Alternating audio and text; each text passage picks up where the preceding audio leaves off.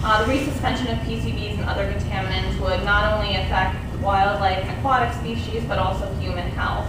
In addition to the recreational uses of the Hudson, such as swimming, boating, and fishing, there are several communities that still have drinking water intakes along the Hudson, which includes Rhinebeck, Port Huron, and Poughkeepsie.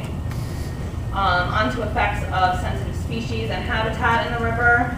We know that the Hudson River and the surrounding tidal wetlands are home to a number of sensitive species, including species protected by federal and state law, including short-nosed sturgeon, Atlantic sturgeon, and the bald eagle. We believe the potential detrimental effects of the project on aquatic resources and wildlife need to be thoroughly evaluated, and especially the potential cumulative impacts of the installation, the operation, and then later on for 30 or 50 years, the maintenance of the cable.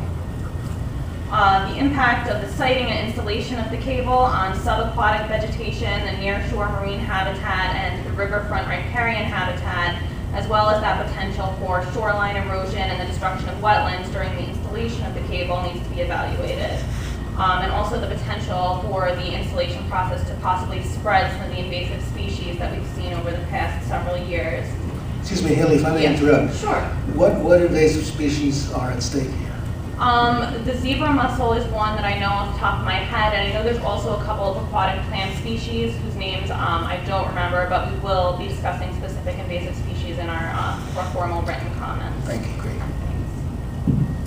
And also one thing we're particularly concerned about would be what would amount to a permanent alteration of the benthic habitat in those areas, as you mentioned, where riprap or concrete matting will have to be actually placed over the cable rather than having it buried. We also urge that the EIS evaluate how the electromagnetic field and thermal effects of the cable might affect these sensitive aquatic species, especially including the segment of the alternating current downstream from the converter station. The electromagnetic field and thermal impacts specifically on fish migration and spawning behavior should be analyzed, as well as the impact on benthic organisms and shellfish, as their habitat is obviously much closer to where the cable will be buried.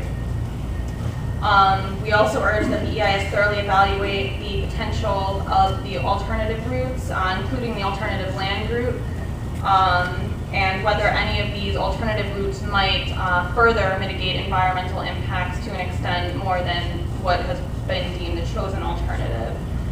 And it's important that the EIS identify that on any particular segment of the river, depending on the characteristics of the soil, geology, and aquatic life in that particular segment of the river, the cable should be strategically sited at such a depth and in such an area in that segment where it would have the minimal environmental impact, as opposed to simply putting it either at the shortest route or the easiest route. So we hope that these comments will inform the Department of Energy's EIS on this project, and that the EIS will then allow Scenic Hudson and other intervening and interested parties to better understand the potential impacts of this project. Thanks for the opportunity to provide comments, and we will be submitting the formal written comments by August 2nd. Thank you, Helen. We'll be looking forward to your written comments. I appreciate your being with us tonight. Next speaker is William Ovenstone. Do I have that correct? Yeah. Sir?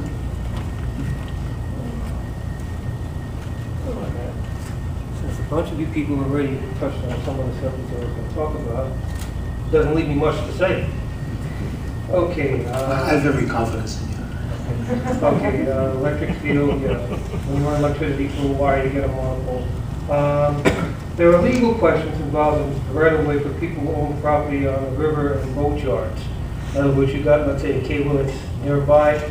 Will they have to pay the company for the right to drive a boat over the cable that may be near their property on the water line or a boat yard, or do they have to pay an annual fee to the company or whatever? Another thing that strikes me as strange is we got tons of power transmission lines all over the place.